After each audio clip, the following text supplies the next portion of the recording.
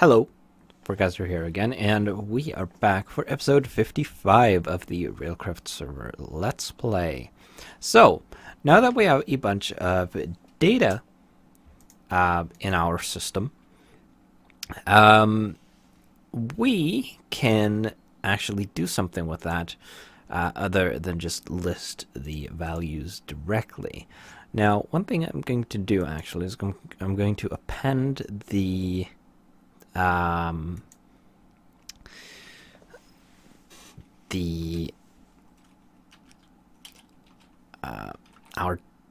data, and I'm going to add an updated field, and I'm going to set that to the value of time. Now, time outputs the current timestamp in Unix time, so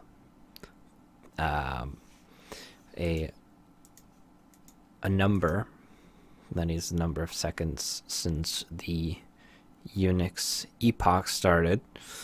So that is going to allow us to tell when how long ago the last update was, because if the server is not running, for example, the updates will stop, or if the computer that is sending the updates fail for some reason. So back to the index. Now we have a number of values. Let's copy this and put it in a comment here. Let's see. No. Thought I had. Oh, there we go. Okay. Forgot what my comment shortcut was for a bit there. So we want to display these values a little nicer, and I'm going to go for a set of progress bars, and probably the most interesting is going to be the seasons. So before we do anything with the data, we're going to design the elements with static, just static data. So let's create a div element, and we'll call this. We'll give this an ID actually. We'll call it spring. Actually, we'll call this seasons container. And then inside of here, we'll have another one. We'll call this spring, if I spell correctly. There. And we'll copy this, so we have 4 of them. We'll have a summer, autumn, and winter. We'll have this, we'll give this a class. We'll call it season, and then class season. Class season. I guess I should just copy this. Could have done a number of things differently there, actually. We'll call this, actually I don't need that. Here we're going to add something to this season container. Don't actually know what to do with that yet. But we'll have a season, and we'll give this some dimensions. We want the position to be relative for now, or for a reason that will be evident shortly, I hope. We'll give it some static size. Let's go 250 pixels. That'll give us a total of 1,000 pixels. Let's go for a height of, say, 40 pixels. And then we'll have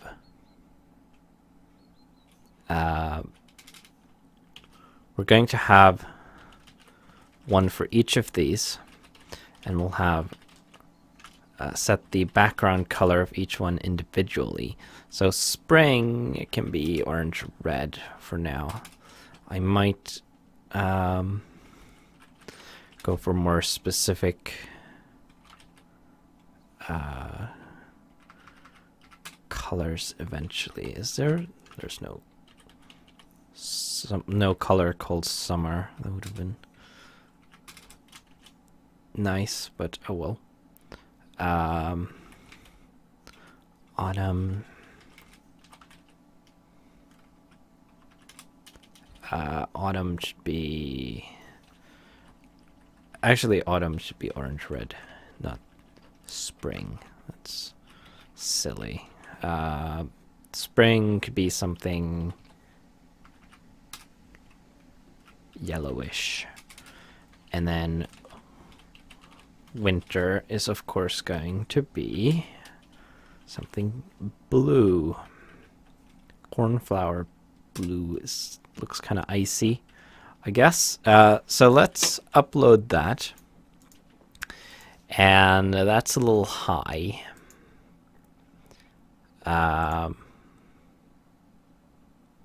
So 40 was too much. And then we also want this to be in line, so they appear after each other, like that. And then we have to nullify the margin, apparently. Why are they spaced?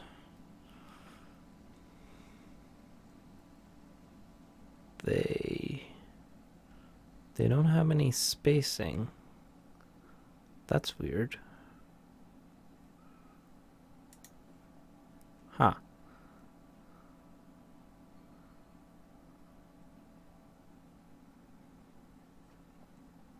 I don't know why there are... Oh, is it because of the... I should not be doing that. Doing that out of habit. It may be because of the line breaks. Because... Yeah, there we go. Because HTML does that sometimes. It's kind of weird about line breaks. Okay, so here we have each season. Now, we're going to want a marker. And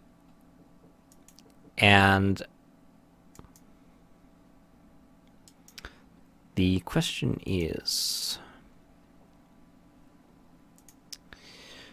how do I want to do that?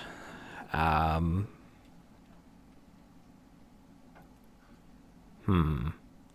guess having it attached, a bird or something bonking outside my window, I think, on the wall. We're actually going to move this over here. And then we're going to add a season marker, and this is going to have the position absolute, and we're going to put this marker in the side of here.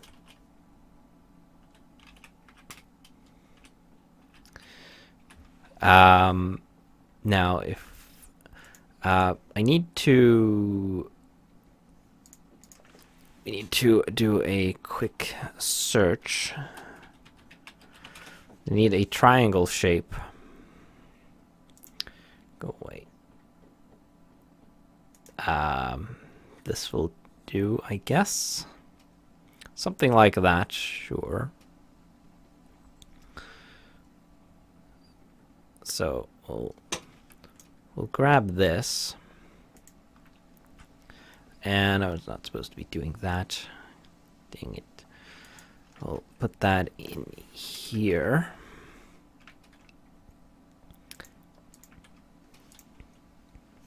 That's a little big.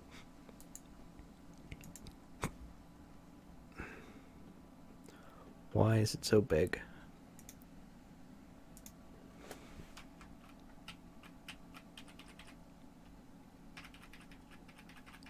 Ah, right. Okay. Ah, dang it. Well, let's make these 15, not percent, 15 and 15. We'll see how that works. That's a little better.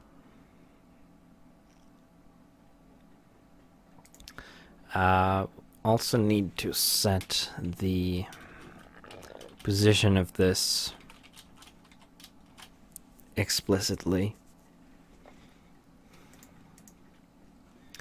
So then we want to adjust it from the top so it is about there. 22 will do. And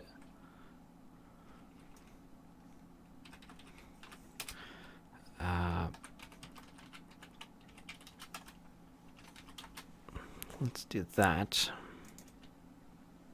I'm not sure why that is. Oh, right. On the marker, we're actually going to have a margin left that is negative 7.5 pixels. Right?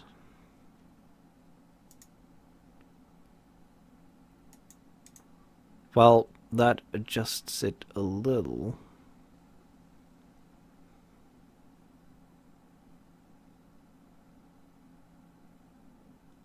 But not enough. That should be half of 15.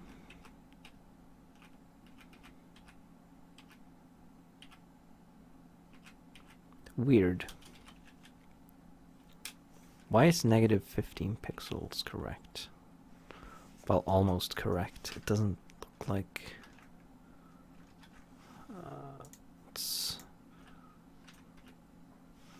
let's make it negative 14, I guess.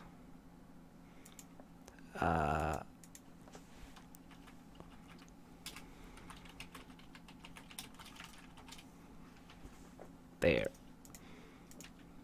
That should do. Okay, so now basically we can set the value of left to a pixel value between 0 and 1,000 to move this marker on the scale. And we need to calculate the position based on our three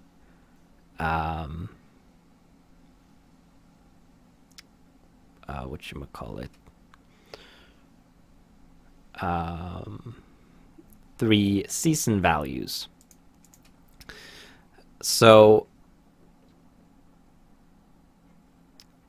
we're going to have, let's create a variable called marker position, and we'll set it to 0 there. And then here we're going to have style equals left, and then we're going to print out marker position, and the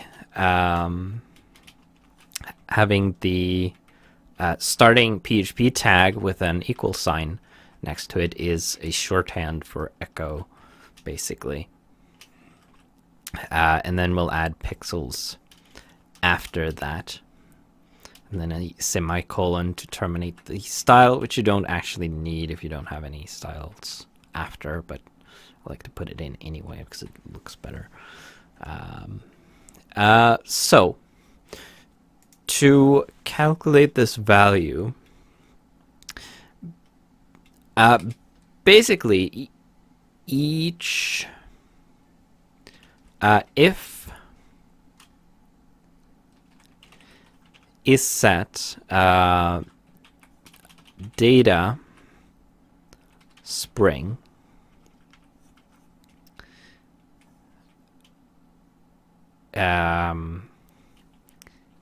and data spring is greater than 0,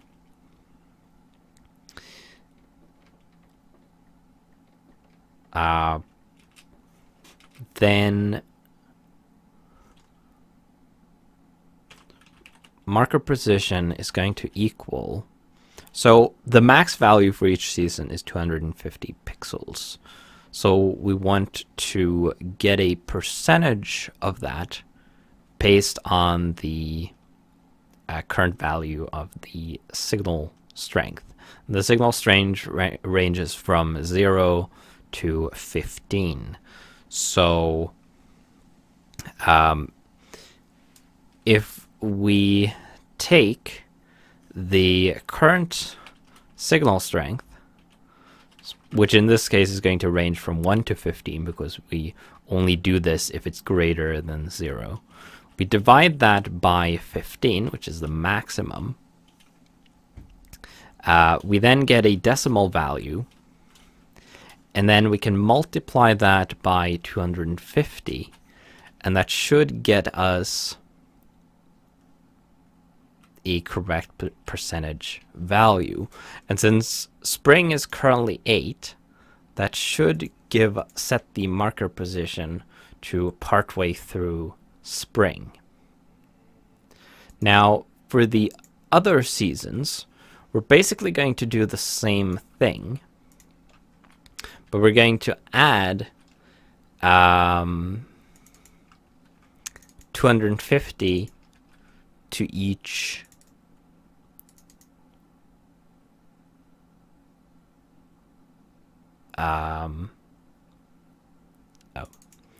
that should be summer, and then we should have autumn. So for example, for summer we're going to add 250 to the final value.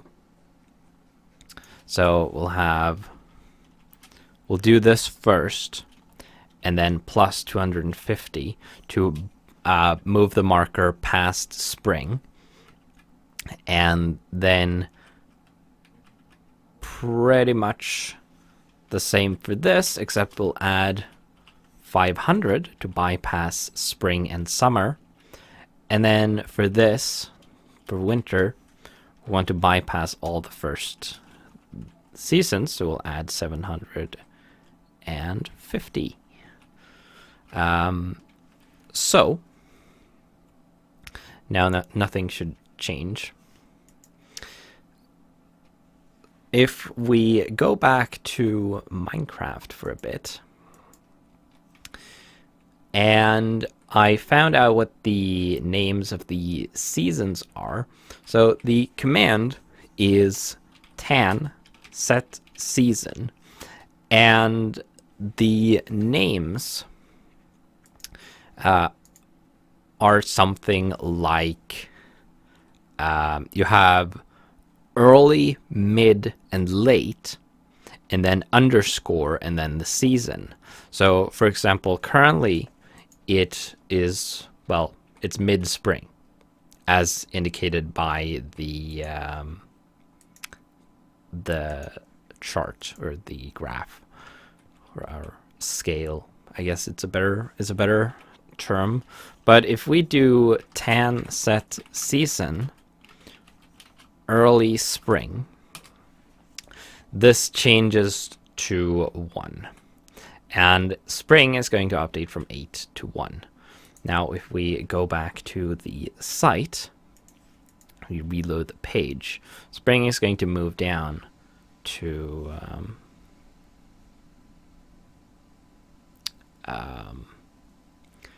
the beginning of the scale.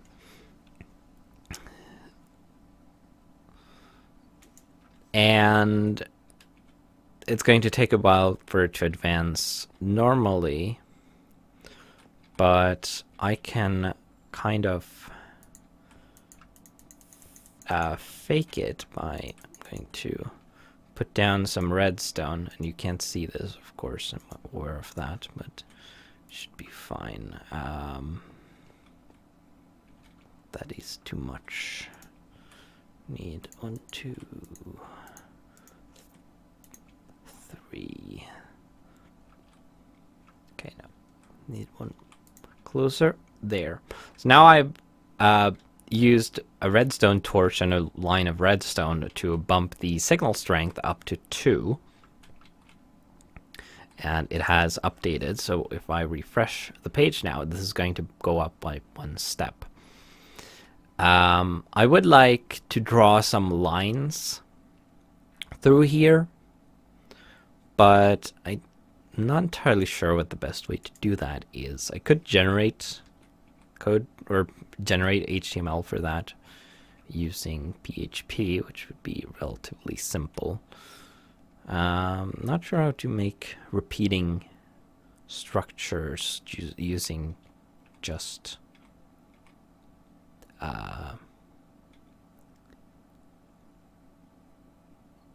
HTML without it looking like crap.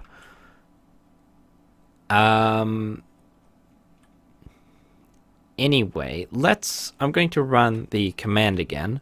I'm going to set it to late spring, and you can't see that, of course, but now the signal strength is at 10.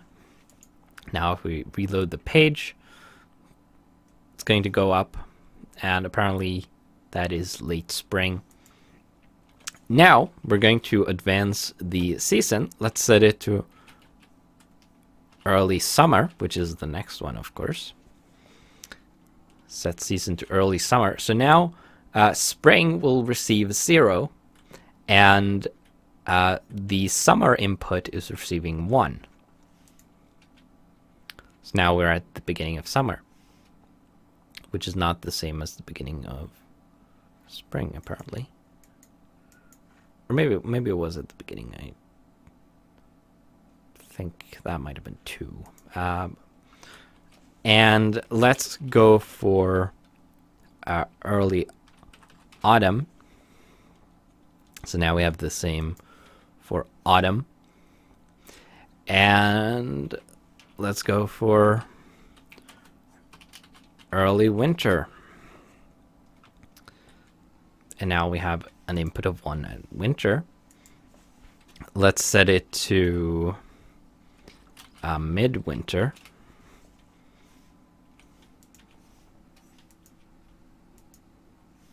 Oh. Okay, so we found an issue, it seems. So winter is receiving an input of 11 currently. And all of the other ones are 0. And I can confirm that it updated, or it printed out the update.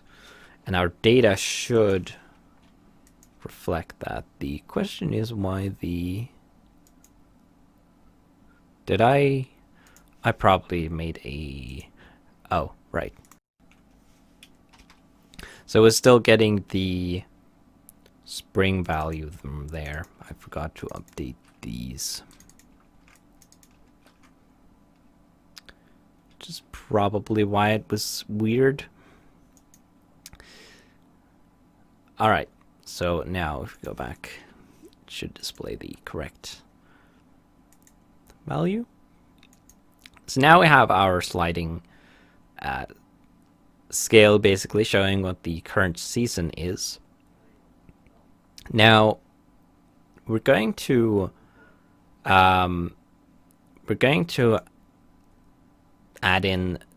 switch basically from using PHP to do this to using JavaScript.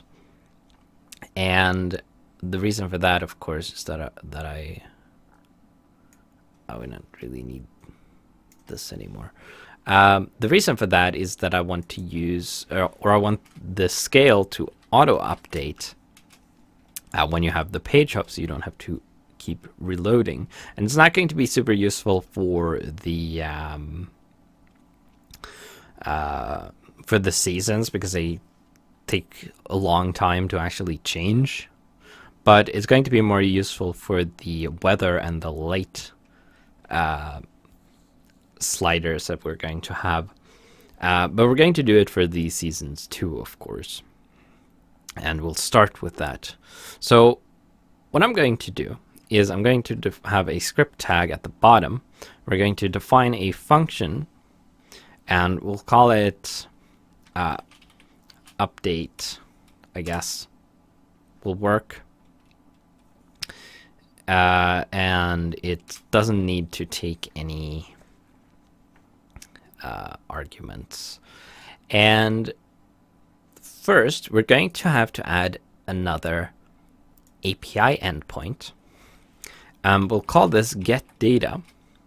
And this is going to be an endpoint that is going to provide any requester with the data from our file. So we're going to require the functions file. Then we're going to try to load the data. So we'll call load data, and we need, since we're in the API directory, we need to back up one level. And if is set data,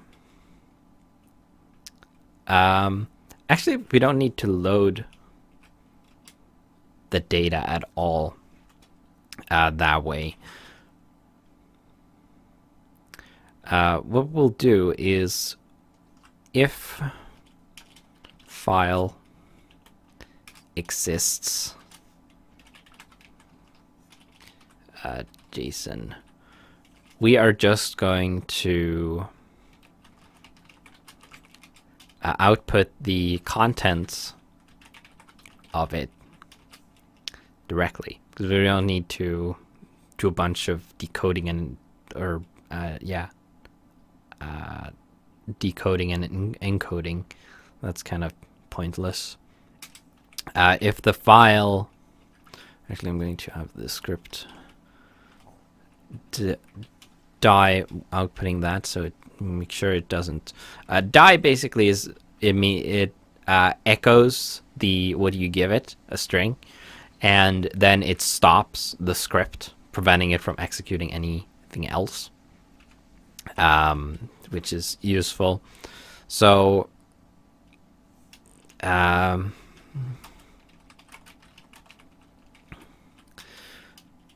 this is a very simple API, and I actually have systems to make a proper or a more proper API that is a bit more capable, but this will do for now. So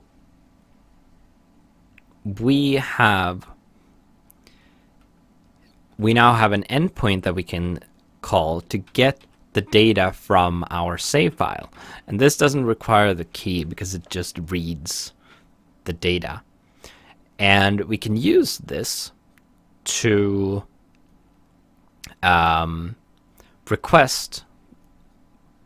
refresh the data using JavaScript.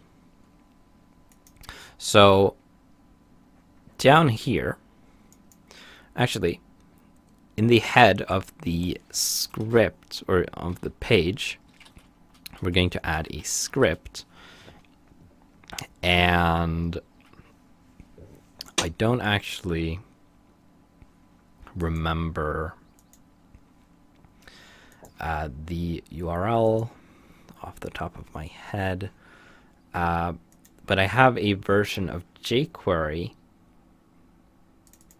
on my web server somewhere, and we're running out of time. Okay. Let's see. Yes. Right. So we want to do http and towerofawesome.org, and then libraries, JavaScript, and then jQuery min.js. This is going to load in the jQuery script libraries, which are I don't really use except for one feature, which is the Ajax requests.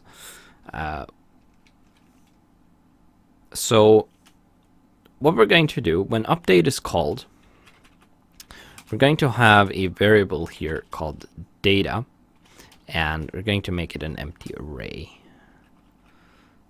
Actually, we'll make it an empty object or new object. When update is called, we are going to want to have a post request to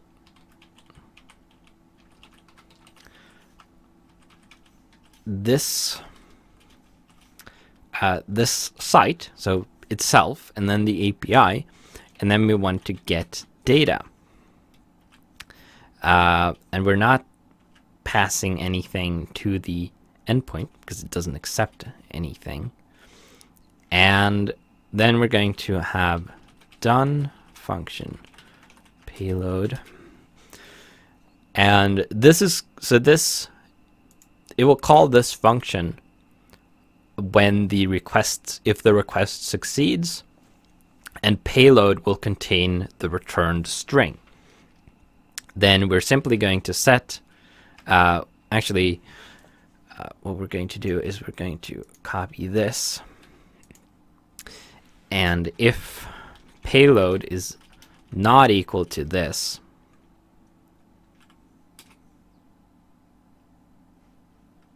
what is that? Right.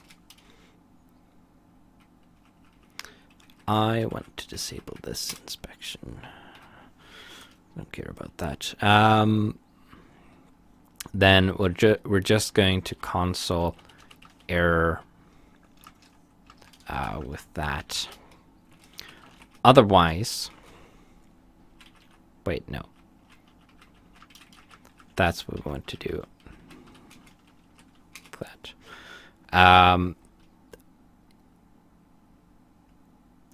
Otherwise, we want to set data to JSON parse payload. Although, I think this is actually going to be an array.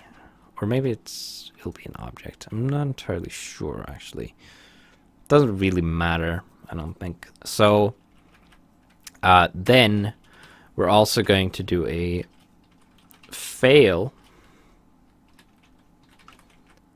And this function will be called if the request fails for some reason, which you kind of need in case the say the user who has the page open, if their internet goes down, the request will fail because it can't reach this URL anymore, and then it will call this function. So what we'll do is we'll put a div here. We'll call it error, and then if this is called, we want to get error and set inner text to say unable to fetch data, and it's a typo. That should work. If it succeeds, we want to, in case this is set, we want it to empty to remove the error. And then we're going to end with a semicolon after the last bracket there. So now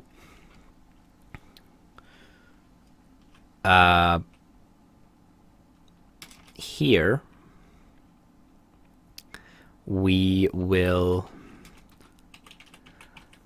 get the marker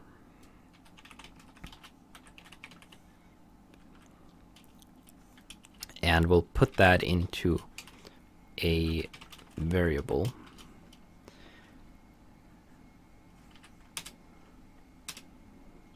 We'll do that.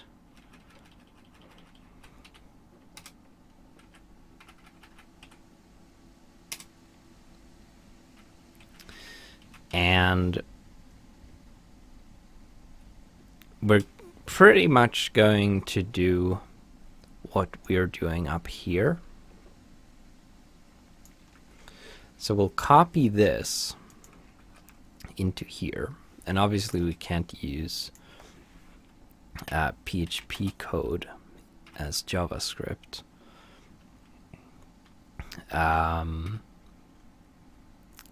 So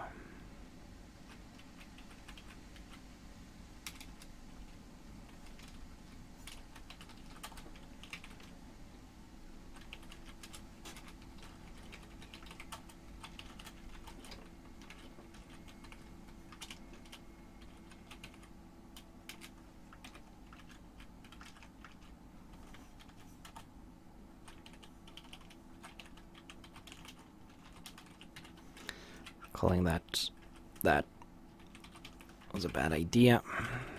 That's a reserved keyword, of course.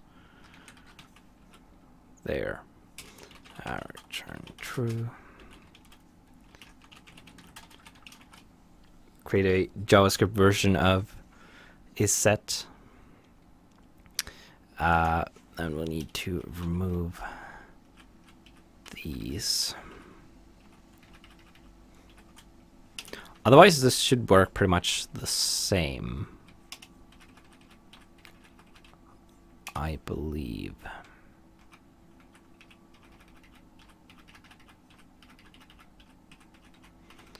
So we should be good. And then at the end, we're going to set marker style left equal to marker position plus px for pixels. And then finally, we're going to set interval.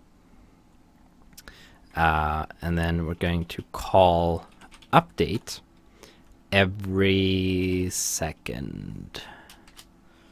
Probably. Is good? Yeah. So now hopefully if we reload this,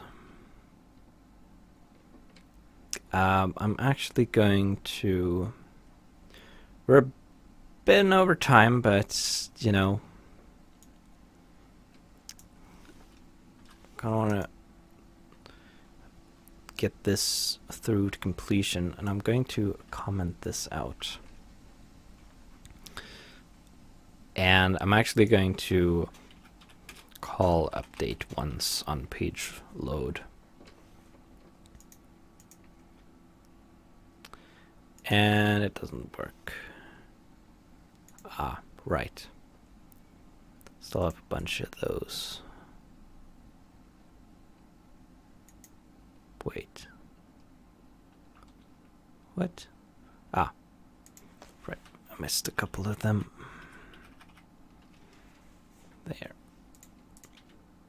So there we go. So now, if I go into the game, and we'll set season to early spring, and within a second, the chart will auto-update. Let's say mid-summer. And then it moves without me having to reload the page, which is nice. And that is where I'm going to end the video. In the next one, we're going to move on to the weather and light scales, and I might look into how to the best way to draw the lines on the scale to have some indicators, not just a blank bar. So with that, I will see you then.